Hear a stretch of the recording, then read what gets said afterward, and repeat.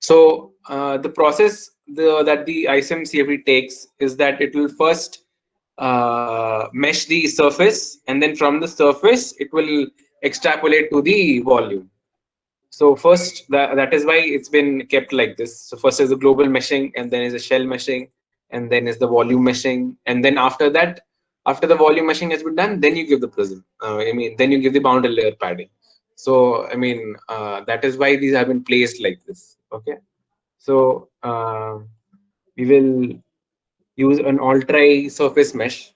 So the difference between all quad or quad dominant or quad with tri or all tri is that this will generate only triangular elements on the surface. This will generate some quadrilateral elements and mostly triangular elements.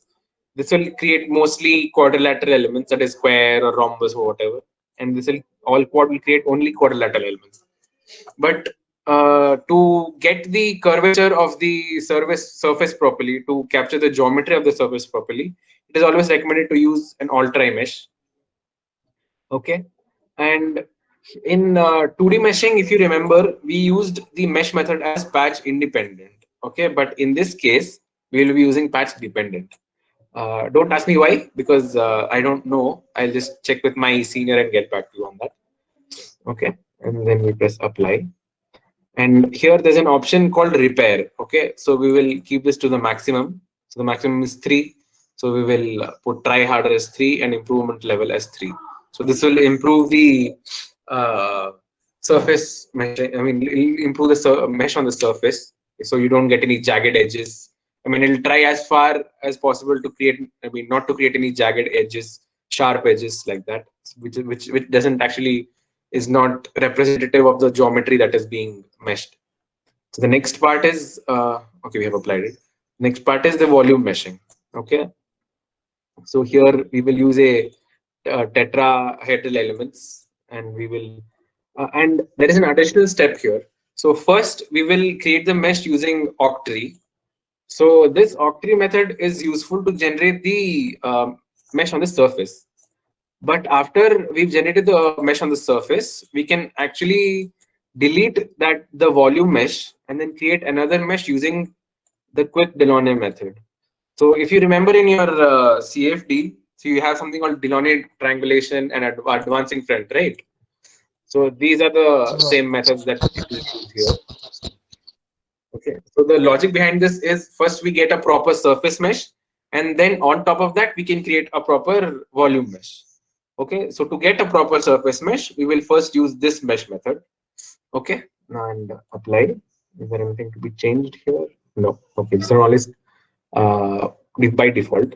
And we will go into prism meshing, but after we have verified that our surface mesh is good and that our volume mesh is also good. Okay, so the end part is prism. I mean the prism layer creation, and even prism layer creation also has a couple more steps than we had in the 2D meshing. Okay, so we have applied this, and the next step is to give the spacing for each part. So we did that using this option, part mesh setup. Okay, so we have the maximum size and the maximum deviation for each part. Okay, so the maximum size we'll give for far field it's 50,000. 50,000? 500,000. 50,000. Okay. So we'll give it as 1,000, 50,200 better. Leading edge, we will give some 10, lower surface I can't see the 15. screen. You can't see my screen? Your screen is in, but is queuing spacing is not. Okay, that is not seen. Okay, that is because of the. You can, if you're not able to see it, you can just note it down. I'm saying it aloud, right? Just note it down. So for far field, I've given 2,500. For leading edge, I have given 10. For the lower surface, I am giving 15. For the symmetry, I am giving the same as far field, that is 2,500. And can I make this bigger? Oh no, I can't. I can't make the font bigger. So you just have to note it down. Okay. For the tip, I'll be giving let's say 5 because it's a small part. The trailing edge I'll be giving zero point 0.5 because it's a very small part. And upper surface I will give the same as the lower surface, that is 15. So as you might remember, the maximum deviation will be at least half of the maximum size. So I'll be making it 0.25 times the maximum size so that it properly captures the surface. So this will be 1250, 1250 by 2. What is 1250 by 2? 0 by 2. 625. Okay. This will be 2.5. 15 by 4. What is 15 by 4? 3.75. 3.75. This will be 625. This will be 5. 5 by 4. Okay. 1.25. And we have zero point 0.5, which will be 0.125. This 15, we have 3.75. Okay, so don't forget to apply this because I have forgotten many times and I've wondered why my mesh is the garbage it is. Okay, so this is nothing to be. This and all is nothing. We don't have touched that option, so we'll just directly go into compute mesh. So before that, you can just confirm all these values. So for the shell mesh, so surface mesh and the volume mesh. So we've given all trie and patch dependent. And for volume mesh, we have given tetra mixed and robust octree. Okay. So we will just go ahead and compute. So since this is 3D meshing, it will take uh, a long time. So we'll have to wait for a bit.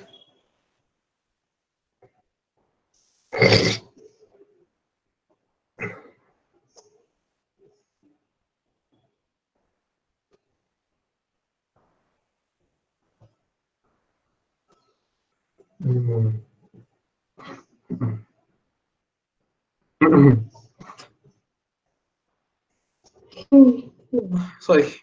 Sorry.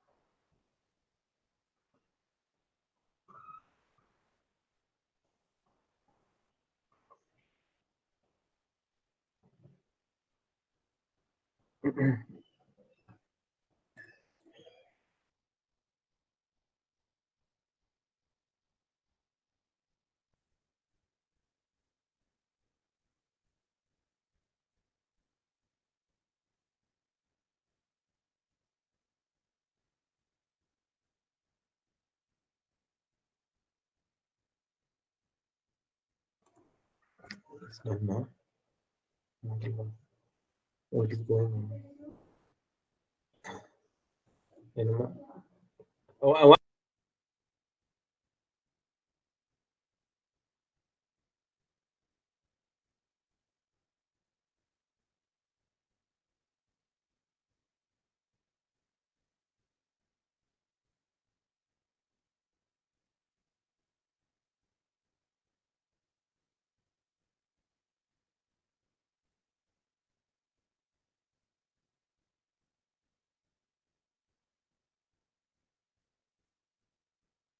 So when you get a non-responsive ISIM CFD, don't I mean do anything to it. Otherwise, it will close, and all you've done will go down the drain.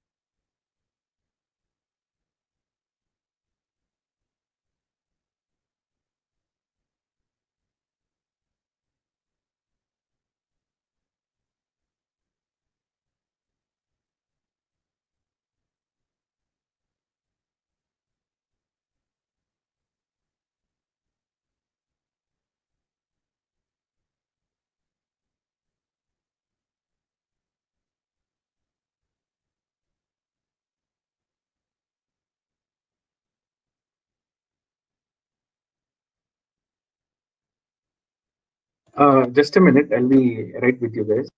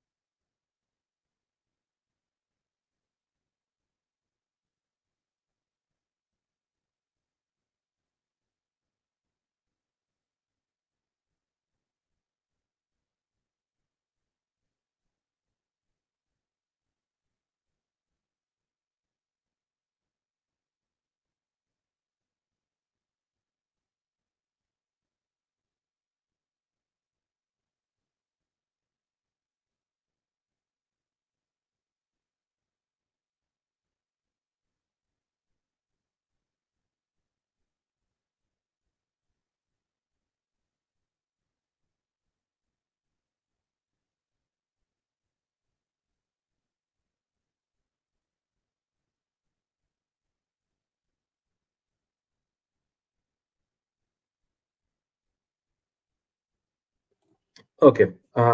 So you can see that the mesh is being created, but this is on the surface, so you can't really see what is inside, right? So what you can do is there's an option here for a cut plane. So when you, if you remember, if you,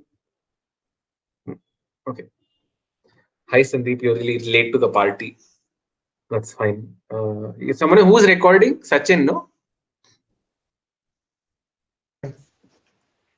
You're recording, no? Yeah, yeah, we're recording. Yeah, bro. Yeah. Okay, okay, Gurumales fine. also. So whoever's recording, you can, I mean, send it where everyone can access it so that uh, Uh, uh, if some people miss out, you can share it to them. So what we've done is we have created the mesh.